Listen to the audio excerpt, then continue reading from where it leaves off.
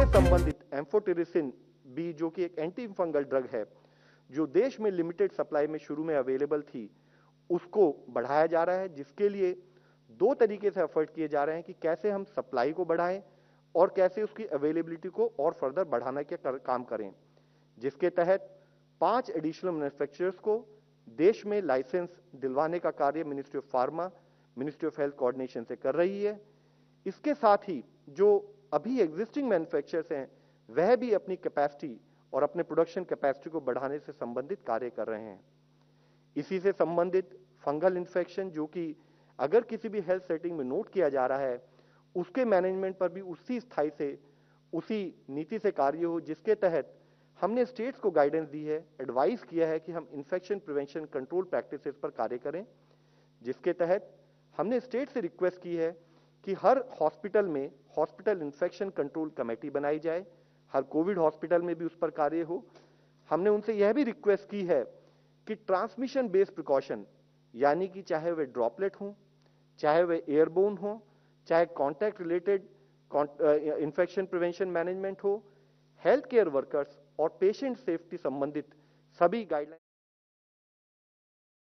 कुछ एक सेंटर्स में दी जा रही हैं, वो भी शाम तक ख़त्म हो जाएंगी। कल से युवाओं के वैक्सीनेशन के सभी सेंटर बंद हो जाएंगे। मुझे बेहद दुख है कि हमें वैक्सीन ख़त्म होने के कारण युवाओं के वैक्सीनेशन सेंटर्स बंद करने पड़ रहे हैं।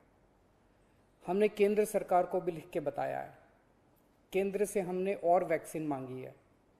जैसे ही हमें और वैक्सीन मिलेगी, हम फिर से ये सेंटर शुरू कर देंगे। दिल्ली को हर महीने 80 लाख वैक्सीन की ज़रूरत है, 80 लाख डोजेस की। इसके मुकाबले मई में हमें केवल 16 लाख वैक्सीन मिली और जून के महीने के लिए केंद्र ने दिल्ली का कोटा और भी कम कर दिया है। केंद्र सरकार से हमें जो चिट्ठी आई है कि जून में हमें केवल 8 लाख वैक्सीन दी जाएगी। मई में 16 लाख दी थी, जून में 8 लाख देंगे। अभी तक हम दिल्ली में टोटल 50 लाख वैक्सीन लगा चुके हैं। दिल्ली के मुख्यमंत्री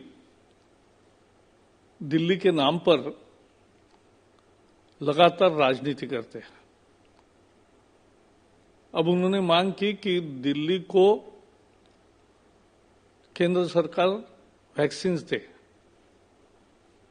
कल ही उन्होंने बताया था, और आंकड़े सही है, कि 50 लाख वैक्सीन दिल्ली में दे दिए गए हैं। तो वो किसने दिए? आज तक देश में 20 करोड़ टीके लगे हैं, वो सारे के सारे केंद्र सरकार ने उपलब्ध करवाए हैं। और दिल्ली में भी केंद्र सरकार ने ये उपलब्ध करवाए हैं और आगे भी दिसंबर के पहले कैसे पूरे देश का सारे वयस्कों का वैक्सीनेशन होगा, उसका प्लान भी हर्षवर्धन जी ने बताया है। फिर भी ऑक्सीजन के समय भी ऑक्सीजन किया, बाद में कहा कि हमारे पास ज्यादा है। तो ऐसा ही पूरे देश में एक समन्यायी उसका वितरण होता है। और ये वैक्सीन आज जो दिल्ली में अभी तक दिया गया है 50 लाख, वो केंद्र सरकार ने ही मुहैया कराया है। आगे भी केंद्र सरकार मुहैया कराती रहेगी।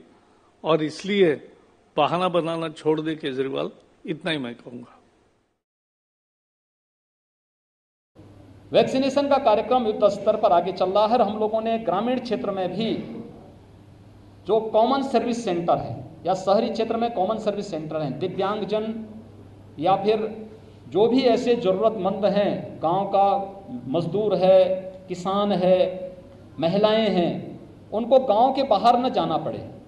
हमारा प्रयास है कि सेकेंड वेव को हम 30 मई तक नियंत्रित करने में काफ़ी हद तक सफल हो जाएंगे।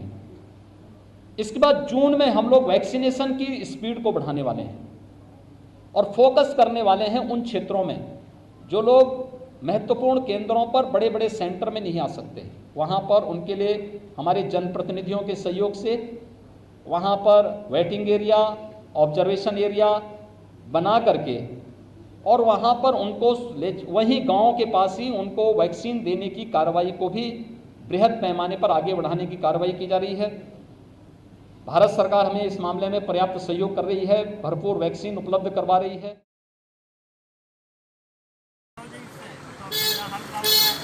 ये कोरारी रेलवे स्टेशन के पास की बड़ी छोटी सी बाज़ार है। शाम को बड़े धूमधाम के साथ ये सस्ती है। बच्चे आते हैं यहाँ पे, छोटे छोटे बच्चे भी दुकान लगाए हुए हैं। लेकिन इन सब का मानना है कि एक तरीके से पुलिस यहाँ पे आके बर्बरता के साथ कभी हटाती है, कभी दुकान के पल्लों फेंक देती है। पल्लो मतलब जो बिछाने वाला होता है उसको बोलते हैं। तो शाम के टाइम ये बाज़ार लगती है। कई बार लोग भगा भी, जैसे इन भैया ने भी बोला कि हाँ हटा देते हैं।